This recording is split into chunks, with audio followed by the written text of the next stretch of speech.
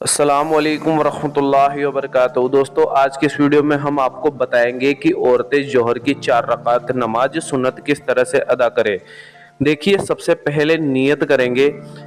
نیت اس طرح سے کرنی ہے، نیت کی میں نے 4 رکعت نماز سنت وقت ظہر کا واسطے اللہ تعالیٰ کے رخ میں کعبہ شریف کی طرف اللہ اکبر۔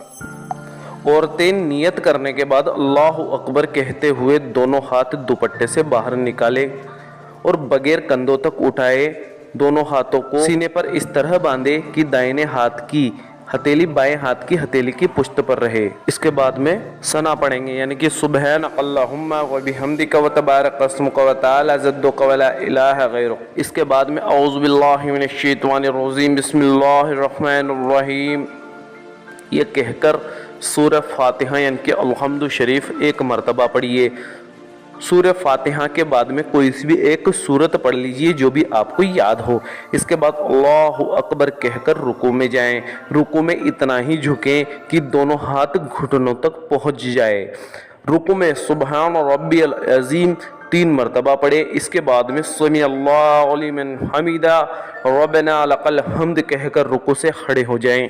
اس کے بعد اللہ اکبر کہہ کر سجدے میں جائیں۔ یاد رکھیں، سجدے میں عورتیں پیر کھڑے نہ کریں بلکہ داہنی طرف نکال لیں اور خوب دب سمٹ کر سجدہ کریں۔ سجدے میں سبحان ربی الاعلیٰ 3 مرتبہ کہیں۔ اس کے بعد میں اللہ اکبر کہہ کر سجدے سے اٹھے۔ پھر سے دوبارہ اللہ اکبر کہہ کر دوسرے سجدے میں جائیں۔ دوسرے سجدے میں بھی سبحان ربی الاعلیٰ 3 مرتبہ کہیں۔ یہ ایک رکعت نماز مکمل ہو گئی۔ اللہ اکبر کے ساتھ دوسری رکعت کے لیے کھڑے ہو جائے۔ دوسری رکعت میں ثنا نہیں پڑھے، ایک بار سورہ فاتحہ پڑھے، ایک بار کوئی بھی سورت پڑھے۔ اس کے بعد پہلی رکعت کی طرح ہی رکوع کرے، دونوں سجدے مکمل کرے اور تشہد میں بیٹھ جائیں۔ تشہد میں اتحیات 1 مرتبہ پڑھیے۔ اتحیات آپ کو اسکرین پر نظر آ رہی ہے، آپ یہاں سے اس کا اسکرین شاٹ لے لیں۔ اتحیات پڑھنے کے بعد اللہ اکبر کے ساتھ تیسری رکعت کے لیے کھڑے ہو جائیں۔ تیسری رکعت میں بھی پہلی اور دوسری رکعت کی طرح ہی 1 مرتبہ سورہ فاتحہ پڑھے اور 1 مرتبہ کوئی سی بھی ایک سورت پڑھ لیں۔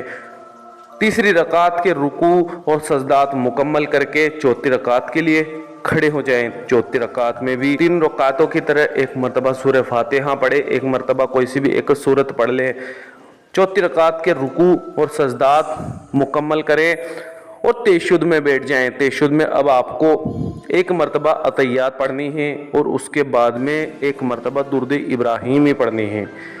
درود ابراہیمی آپ کو اسکرین پر نظر آ رہی ہے۔ اس کے بعد میں دعائے معشورہ پڑھیں۔ اگر دعائے معشورہ آپ کو یاد نہیں ہے تو ربنا آتنا فی الدنیا حسنۃ وفی الآخرۃ حسنۃ وقنا عذاب النار یہ دعا بھی آپ پڑھ سکتے ہیں اور اس کے بعد میں سلام پھیر کر اپنی 4 رکعت نماز مکمل کر لیں۔